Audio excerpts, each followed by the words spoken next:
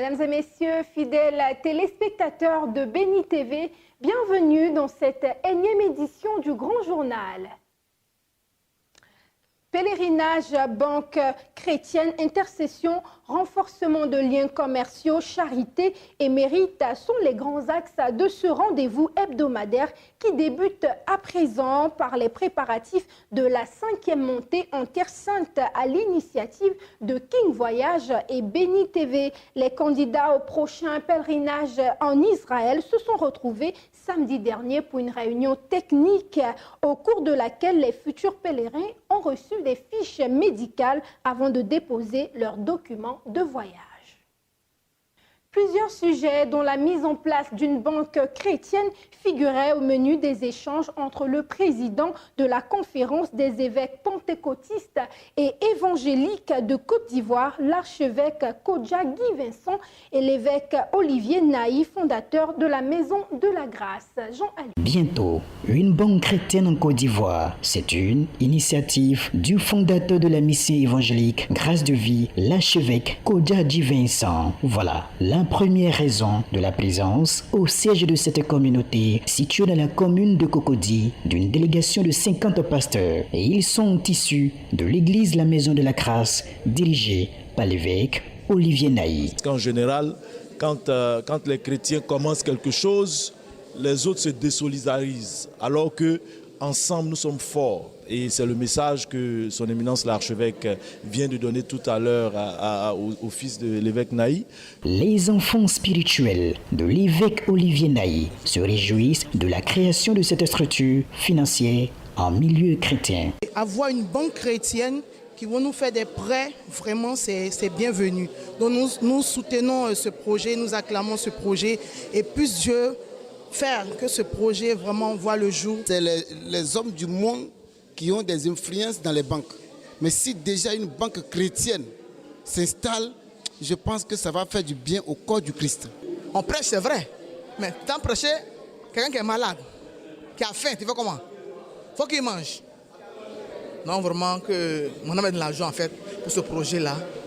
Que Dieu bénisse sincèrement mon père spirituel, l'évêque Naïm, et mon grand-père, l'archevêque Kodja Guy Vincent. Cette audience avec l'archevêque Kodja Guy Vincent avait également pour but de lui présenter les pasteurs de la Maison de la Grâce. Et ils sont établis sur les églises de Cocody, Bonois, Dimbokro, San Petro et Yopougon. Et ils se mettent à la disposition du porteur de cette vision. Nous, à notre niveau, avec un réseau de plus de 700 fidèles, nous avons décidé de nous engager dans sa vision. Donc l'impact, c'est quoi? C'est de sortir de la pauvreté et de la misère. C'est un peu ça. Et donc c'est pour permettre aussi au rayonnement social des chrétiens. Et moi, j'encourage tout le monde à souscrire à ce projet qui va bientôt prendre jour. J'ai la foi pour le monde chrétien et pour le bonheur du corps de Christ. C'était en outre l'occasion pour l'évêque Olivier Naï de traduire son affection à travers ce cadeau au président de la conférence des évêques pentecôtistes et évangéliques de Côte d'Ivoire, archevêque Kodja Guy Vincent. Comme tous les rendez-vous mensuels, le ministère d'intercession des femmes de valeur MIFEV avec à sa tête l'évangéliste Ruth Kofi a une fois de plus tenu en haleine fidèles et autres sympathisants dont notre reporter Priscille Séan se sont déplacés à Angré lors de la 39e édition. Espace La Parole d'Angré, commune de Cocody. Cette étanche connexion avec le Saint-Esprit se déroule à la 39e édition du ministère d'intercession des femmes de valeur MIFEV. Venue spécialement du Sénégal pour ce programme, la servante de Dieu, pasteur Gaël Kouété, a été mandatée par le Saint-Esprit pour édifier l'Assemblée. Le célibat est un état, c'est l'état d'une femme qui en a se marier et qui n'est pas encore mariée. Lorsque le dictionnaire définit le célibat, le dictionnaire ne mentionne pas que dans le célibat il y a la malédiction. Donc ce soir, je veux dire à une femme que peut-être tu es dans un état ou tu es dans une étape. Et dans cet état où tu te trouves, qu'est-ce que Dieu veut que tu fasses? Qu'est-ce que Dieu veut que tu retiennes pour ta vie? Ma soeur, je te dis, si tu comprends que ton célibat n'est pas un arrêt, parce que c'est une virgule, ce n'est pas le point, c'est le moment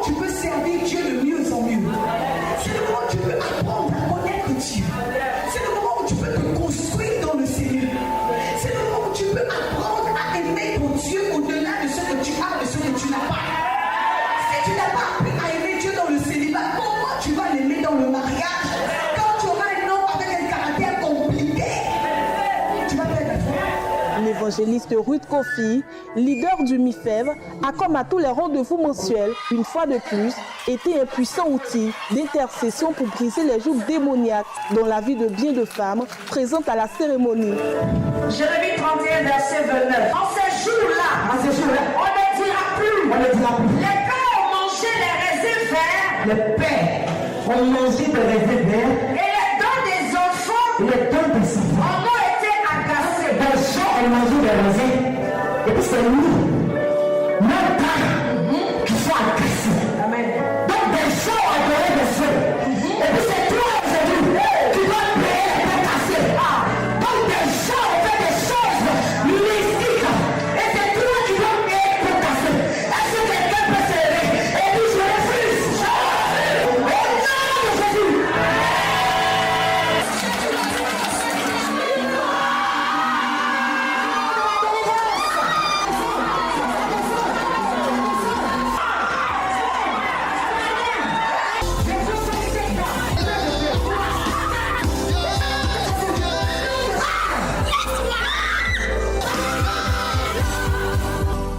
Vraiment, je suis dans la joie. C'était puissant en enseignement comme en démonstration de la puissance de Dieu. J'ai été bénie, j'ai été restaurée. Je suis à Toulepleu, je viens de Toulepleu. Vraiment, ça a été bien. Le MIFEV existe depuis plus de 4 ans et a pour objectif la restauration des couples et des foyers chrétiens. À présent, Jean lui revient ici sur la fin du séminaire relatif aux hôtels de famille au centre missionnaire Rehoboth de l'Assemblée d'Abidjan. Dépouiller les pouvoirs des hôtels sataniques, c'est le thème central de ce séminaire au centre missionnaire Rehoboth, Assemblée d'Abidjan, situé à la 8e tranche dans la commune de Cocody. Ce dimanche marquait l'apothéose de ce programme tenu sur 3 jours. Apôtre Emeka David a été l'instrument du Seigneur Jésus-Christ pour enseigner son peuple en sa qualité d'orateur invité. Il dit, j'ai vu au milieu d'eux une étoile. J'ai vu, mais pas maintenant. J'ai vu de loin une étoile qui va émerger au milieu de ce peuple. Et cette étoile écrasera Noir. Il parlait de qui? Il parlait de Jésus. Mais beaucoup ne sont pas spirituellement forts pour amener les combats contre ces forces qui viennent contre à cause de la prophétie. Il y en a qui sont morts à cause de la prophétie. Il y en a qui sont morts avant le temps à cause de la prophétie. Est-ce que Dieu est sûr? Parce que quand les prophéties ont suscité les combats, ils n'ont pas pu. Un seul mot d'ordre au thème de ces enseignements, celui de combattre véritablement contre ces puissances des ténèbres qui fragilisent malheureusement des vies dans l'insouciance totale. Nous avons été richement bénis, enrichis au cours de ce séminaire qui nous a instruits sur la fondation des hôtels, tout le sens des hôtels et des liens généalogiques de nos familles qui nous rattachent et qui nous limitent dans certains domaines. Malgré le fait que nous soyons déjà convertis, nous soyons en Christ, les hôtels qu'ont bâtis nos parents, nos aïeux agissent encore dans nos vies.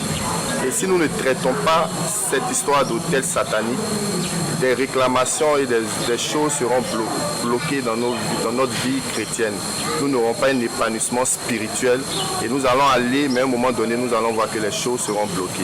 Et l'homme de Dieu a dit que le diable s'appuie aussi sur ces alliances tissées au cours des hôtels là pour nous atteindre. Objectif atteint pour l'initiatrice de cet événement, pasteur Sampa Rosalie. Nous savons que quelqu'un est lié par un hôtel de famille. Et pour aller affronter les hôtels de famille, hôtel contre hôtel, il a fallu que nous, on se lève et qu'on soit nous-mêmes affermés, que nos hôtels soient bâtis forts pour que nous puissions avoir la force d'aller vers ce que nous voulons arracher du royaume de Satan. Voilà les raisons pour lesquelles nous avons fait ce séminaire. Les fidèles sont venus nombreux. En semaine, ce n'était pas facile, mais chacun était là.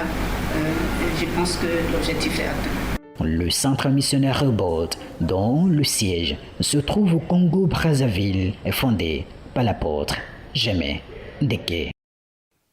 Au chapitre de charité, une dizaine de nourrissons nés le 24 juillet dernier à la maternité de l'hôpital général de Koumassi ont reçu des dons offerts par Eugène Niamien, professionnel de la communication en service à Béni TV, qui, à travers ce geste, commémorait ainsi son anniversaire, nous dit Priscille Séan. Il est professionnel de la communication de son État. Lui, c'est Eugène Niamien, car c'est de lui qu'il s'agit. En service à Béni TV, il a tenu à matérialiser la commémoration de son anniversaire célébré ce 24 juillet à travers un don symbolique destiné aux nouveau-nés et aux sages-femmes de la maternité de Koumassi. Recevant ce don, ces femmes n'ont pas manqué d'exprimer leur gratitude aux donateurs.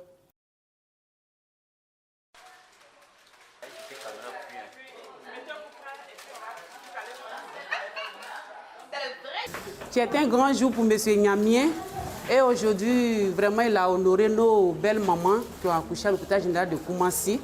Et vraiment, ça nous va droit au cœur. Nous sommes vraiment satisfaits de son action. On prie Dieu pour que ces actions puissent se répéter chaque fois dans notre hôpital, dans notre structure, surtout à la maternité, l'hôpital général de Koumassi. Et vraiment, on dit encore merci à M. Niamien, joyeux anniversaire encore, beaucoup d'années. Merci à M. Niamien pour les cadeaux. Que Dieu vous bénisse. Je salue M. Niamien et je lui remercie pour ce joli cadeau qu'il a offert à ma voisine. Vraiment, je dis merci à Papa Niamien, à Maman Zansa, à Béni TV pour ses dons. Vraiment, ça me va droit au cœur.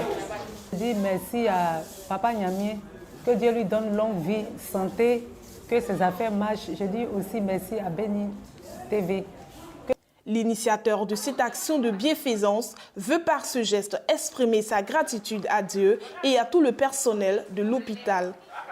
Cette action que nous venons de poser est une action de grâce. Nous venons donc dire merci à Dieu pour les 1 an de plus. Nous sommes là également pour bénir la vie de ces enfants qui viennent de naître en ce jour. Je tiens aussi à remercier l'hôpital général de Koumassi. Les années à venir, nous croirons que nous ferons encore de grandes choses.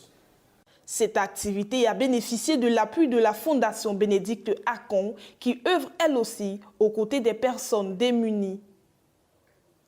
Fin de mission en terre ivoirienne pour l'ambassadeur d'Israël. En prélude à son départ, le diplomate hébreu Léo Vinovesky a été reçu à déjeuner par le président de la Chambre de commerce d'Abidjan en la personne de Joseph Djendji. Reportage. On va manger un peu de poulet braisé, des poissons braisés, qui sont les symboles de la Côte d'Ivoire. Et nous avons voulu partager ces symboles forts avec vous avant que vous ne retourniez. Merci encore d'être présent.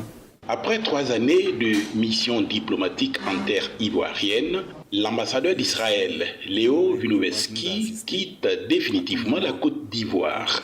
En prélude à son départ, le diplomate israélien part faire ses adieux aux autorités et autres entités ivoiriennes.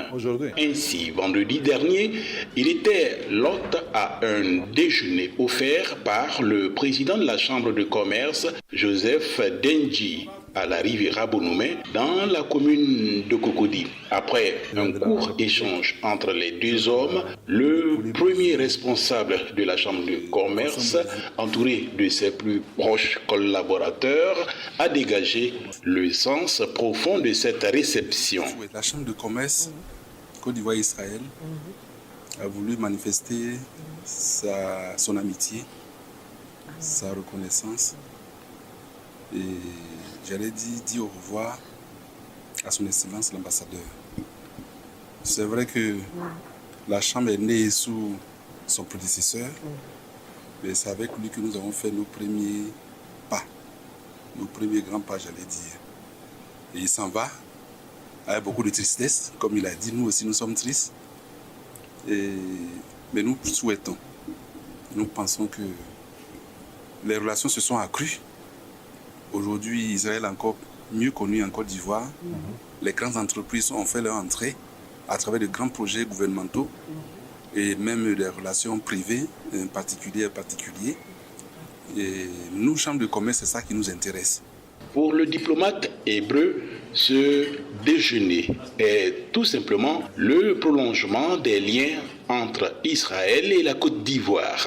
C'est le moment de retourner à Israël Mais même si je quitterai la Côte d'Ivoire, je crois que la Côte d'Ivoire ne quitterait pas de mon cœur. Et aussi, bien sûr, grâce à les activités, l'amitié de la Chambre de commerce Côte d'Ivoire-Israël.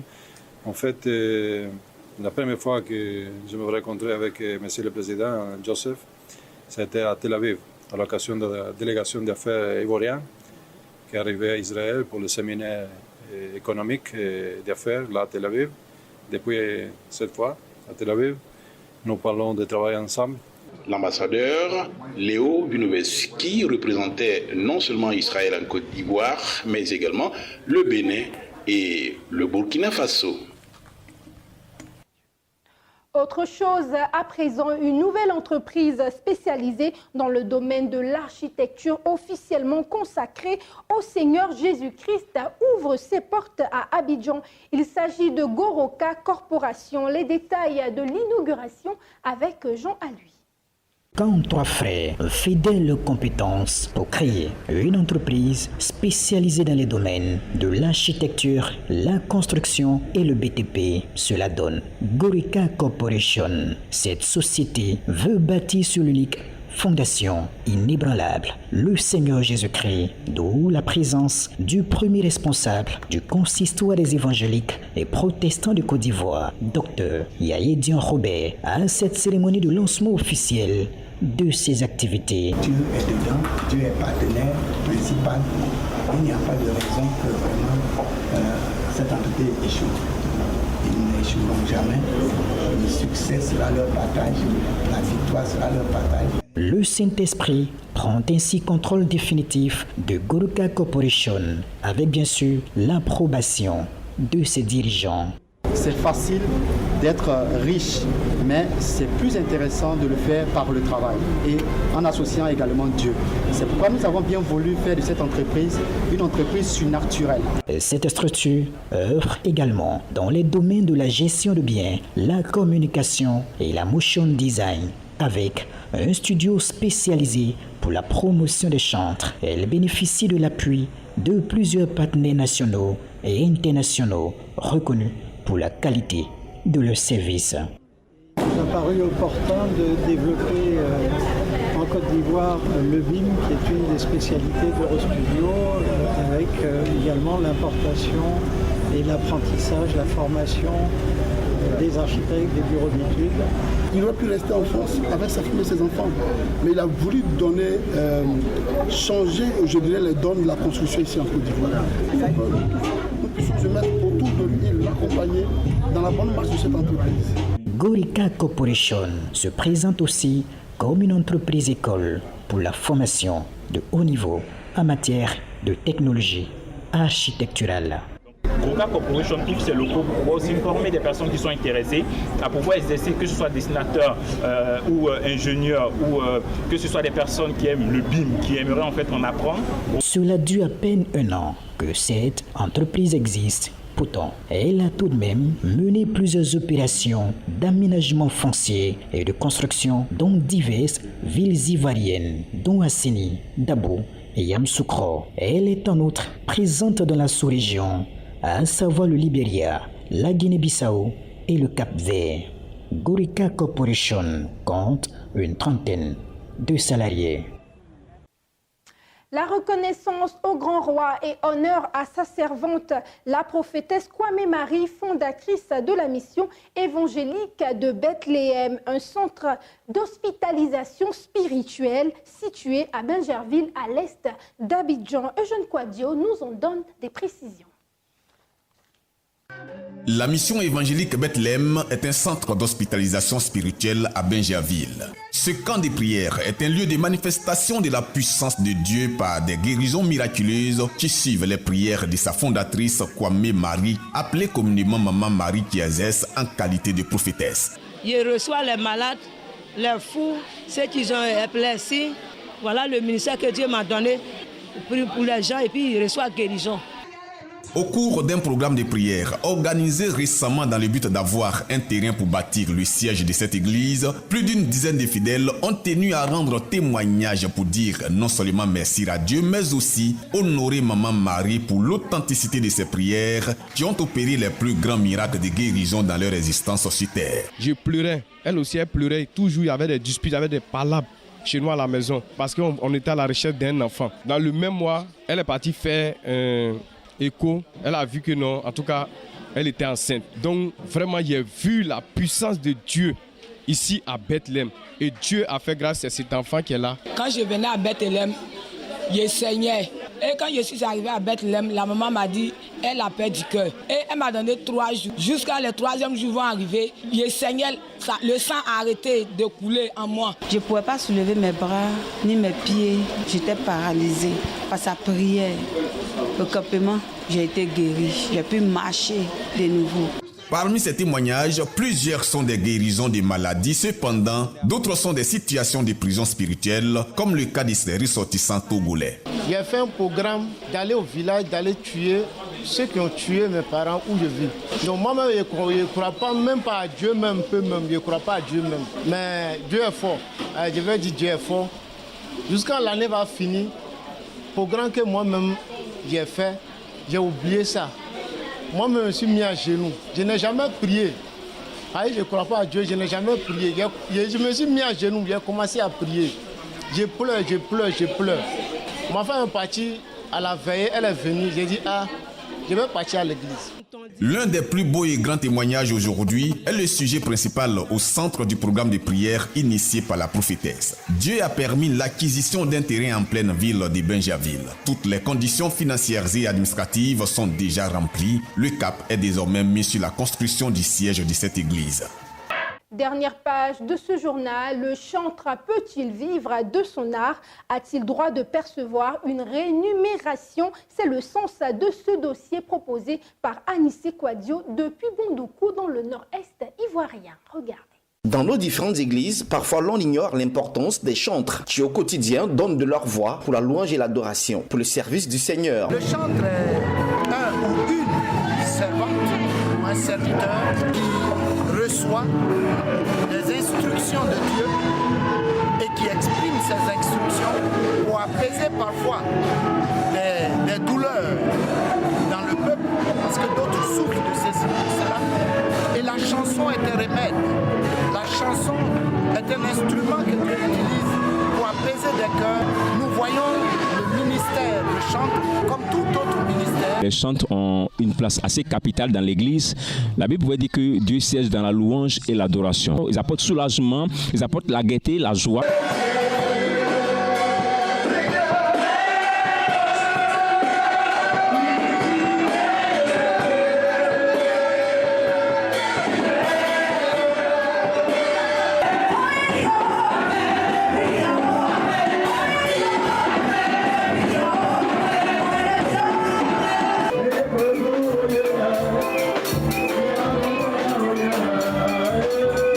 Certains d'entre eux ont choisi cette voie.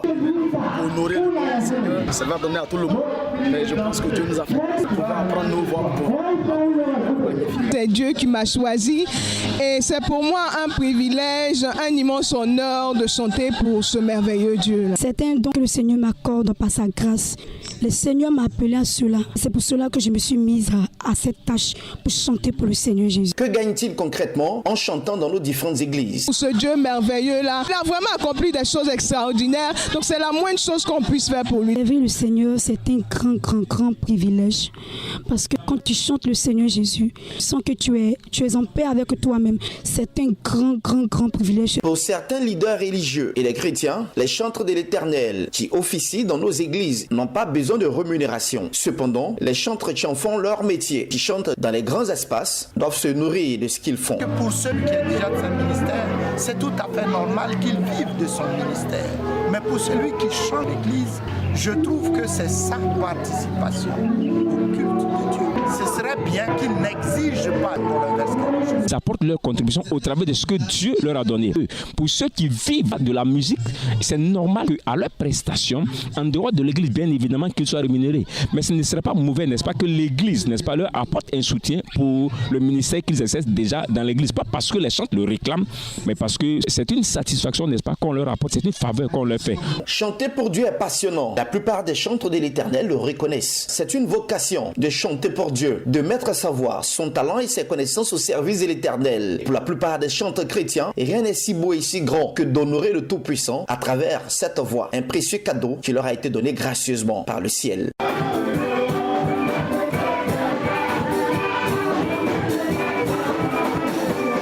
Vous l'aurez deviné, ainsi s'achève cette édition du Grand JT, préparée par l'ensemble de la rédaction et réalisée par Madame Amessan et Antoine Amand. Merci de nous suivre et à très vite. Que Dieu vous bénisse.